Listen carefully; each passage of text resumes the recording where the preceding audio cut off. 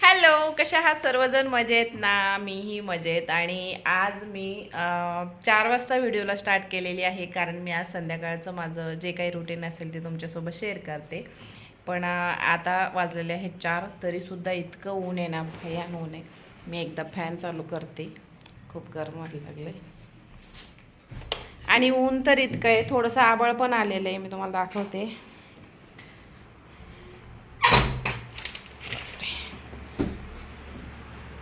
अशा प्रकारे ऊन आहे बाहेर, एकदम वातावरण खराब झालं आहे. बाहेर जायची इच्छा होत नाही आहे, पण बाहेर जावंच लागतं आहे. काही ना काही काम निघतं. अरे ते ठेव, ते ठेव, त्याला हात नाही लावायचं. तर हा सासूबाईने कपडा आणलेला होता, दाखव. बुद्धगयाला गेल्या होत्या सासूबाई, तेव्हा गौतम बुद्धाच्या अंगावर जो कपडा टाकलेला असतो, काय म्हणतात त्याला, चिवर, तर त्यातला हा कपडा आणलेला आहे. कारण आपल्या घरामध्ये जी ही मूर्ती आहे, तर त्याच्या खाली ठेवण्यासाठी हा कपडा आणलेला आहे. आता मला हा ठेवायचा आहे, पण आरुषला वाटतं आहे तो खेळायची वस्तू आहे. आणि इकडे जे कपडे त्याच्या मला घड्या घालायच्या, थोड्याशा इग्नोर करा. आणि आता मी एवढ्या कपड्याच्या घड्या घालून घेते. आरुष त्याचे घडी घालायला ठेव, पायाखाली आला नाही पाहिजे तो. तर मी आता एवढे कपडे सगळे, आणि हे सगळे कपडे आहेत ना आमचे, लग्नाला गेलो होतो आम्ही काल परवा लग्नाला गेलो होतो. 2-3 आमच्या मागे हा पूर्ण महिना लग्नच चालू आहे सारखे. कारण काय होतं आहे ना, लग्न पण आहे, घर भरणी पण आहे, बड्डे पण आहे, सगळ्या गोष्टी चालू आहेत. त्याच्यामुळे ना कपड्याच्या घड्या घालायला वेळच भेटत नाही आहे. मी काल इतके सगळे कपडे धुवून काढलेत, पण आता आहे ना, आता एवढे सगळे कपडे मला पहिलं घडी घालावं लागतं. आमच्या सगळ्यांच्या कपड्यामध्ये जास्त कपडे असते ते फक्त आरुषचे. आरुष काही कपडे बदलतो, खराब तर इतके करतो ना. आणि जास्त कपडे ना, व्हाईट कपडे जास्त आहेत त्याच्यामध्ये, त्याच्यामुळं कपड्यांना ना थोडासा टाइम पण लागतो. चहा बनवली मी आता मस्तपैकी, झाल्यात माझ्या एकदम मस्त.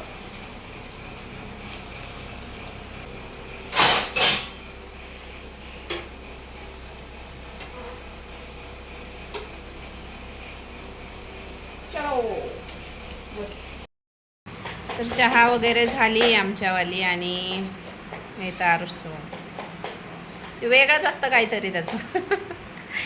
चहा वगैरे झाली. आता संध्याकाळच्या स्वयंपाकाची तयारी चालू आहे. काय बनवायचा विचार होता, पण मग आता मी बनवत आहे पाव. आणि कसे बनवते आता तुम्हाला दाखवतेच. आणि आज संध्याकाळी मी मस्त वडापावचा बेत केलेला आहे. भाजी चपाती नाही करणार आहे, कारण रोज रोज खाऊन कंटाळा आला आहे, त्यामुळं साधं सिंपलच बनवायचं आहे. तर मी आता संध्याकाळच्याला मस्तपैकी आपला वडापावचा बेत ठरवला आहे. तर त्यासाठी मी पाव बनवणार आहे, घरीच बनवणार आहे. तर मी इथं पावची तयारी करते. तर इथे मी 1 वाटी साखर घेतलेली आहे, आणि त्यामध्ये थोडंसं गरम पाणी ॲड करणार मी साखरेमध्ये. त्याचबरोबर हे थोडीशी साखर विरघळली की मग यामध्ये मी ईस्ट टाकणार आहे 1 चमचा. आणि हे छान प्रकारे मिक्स करून आपण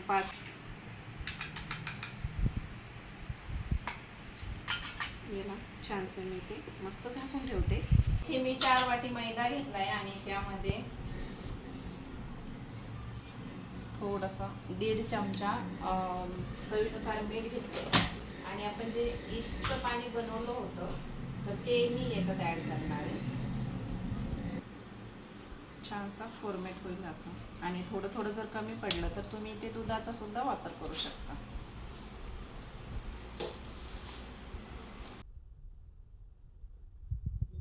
मला सुरुवातीला तेलच टाकायचं लक्ष नाही, तर मी इथे 2 चम्मच तेल टाकते. सुरुवातीमध्ये असं चांगला डो हे करायला जमत नव्हतं, परत हलायला लागली, म्हणून मी आता याला असं मस्त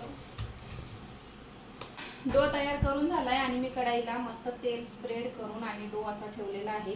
आणि याला अर्धा ते पाऊण तास छान प्रकारे याला असंच रेस्ट करायला ठेवणार आणि हे छान प्रकारे फुलणार. त्यानंतर मी तुम्हाला दाखवतेच. बस. काय करू राहिली मम्मी वरती? मस्त वातावरण आहे, बाहेर मुलं खेळत आहे. म्हटलं चला आपण वरती बसूया आणि त्यांच्याकडे पण लक्ष दिलं जाईल. तर इथे आरुष खेळतोय. आजो इधर आरुष खेळ रहा है. Hello, friend.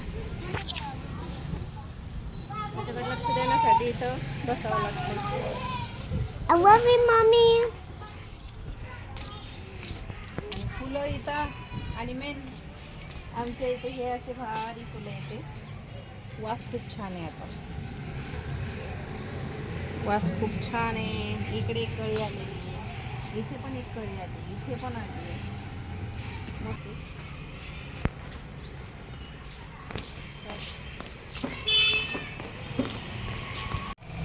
तर इथं मस्त आपले वडे टाकलेत आणि थोडंसं मंद आचेवरती बनवायला लागले. कमी गॅसवर, मीडियम गॅसवरती याला मस्त आपण वडे फ्राय करणार आहोत. तरी आता मी पूर्ण वडे बनवून घेते. तर बघा, आणि हे बघा, मी एक्सचेंज केली कढई. जी कढई होती त्या छोट्या कढईमध्ये मी डो टाकलेला होता आणि हे असं आपला रेडी झालेला आहे. वाव, हे बघा इतका भारी डो तयार झालेला आहे.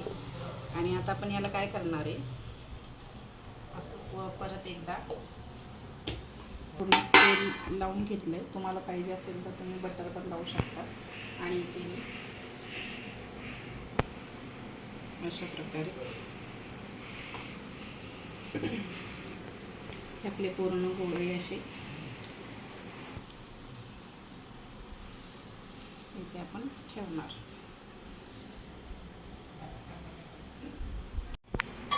तर इथे मी हे या प्लेटमध्ये छानसे तर हे करून घेतले आणि थोडासा तेलचा हात लावते मी. आता ब्रश मला सापडत नाही आहे लावायला त्याच्याकडे. सो इथं पाव आपले रेडी झालेले आहे आणि असे काही पाव झालेत. ते मस्त आपले वडे, बटाटा वडा रेडी आहे आणि इकडे पावसुद्धा रेडी आहे. तर आता आपण मस्त आम्ही जेवण करून घेतो. मग जास्तच भूक लागली, खूप वेळ झाला आहे. तर चला आम्ही आता एन्जॉय करतो.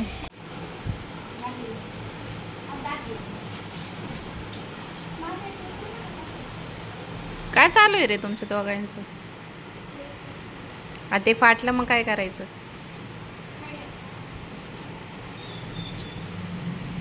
इथं आरुषच्या शाळा चेंज होणार आहे, त्याच्यामुळे त्याचे डॉक्युमेंट्स दिलेत दुसऱ्या शाळेतल्यांनी, ते भरून द्यायचे आहेत. तर तेच आमचं खुटखुट चालू आहे. जरा काय काय आलं आहे म्हणून बघायचं. हा ना आरुष? तर आता जस्ट आमचं जेवण झालं आणि आम्ही इथं वरती टेरेसवरती जेवण केलं. कारण वातावरण मस्त आहे, थोडंसं अशी गार हवा पण येते, थोडंसं गरम पण होतं आहे आणि मस्त आकाशाखाली बसून जेवण केलं ना तर भारी वाटतंय. आणि माझ्या पाठीमागे पण बघा किती भारी व्ह्यू आहे. मस्त असं वातावरण आहे आणि आजूबाजूने गाड्याचा आवाज येतोय, तर थोडं ॲडजस्ट करा कारण चारी साईडनी रस्ता आहे त्याच्यामुळे. आणि आरुष इथं झोपलाय आणि मस्तपैकी असा वडापावचा बेत केलेला होता. वडापाव एकच नंबर झालेला होता आणि मी घरी पाव बनवलेले होते, फर्स्ट टाईम केलेली होती आणि कसं वाटलं मला नक्की कळवा.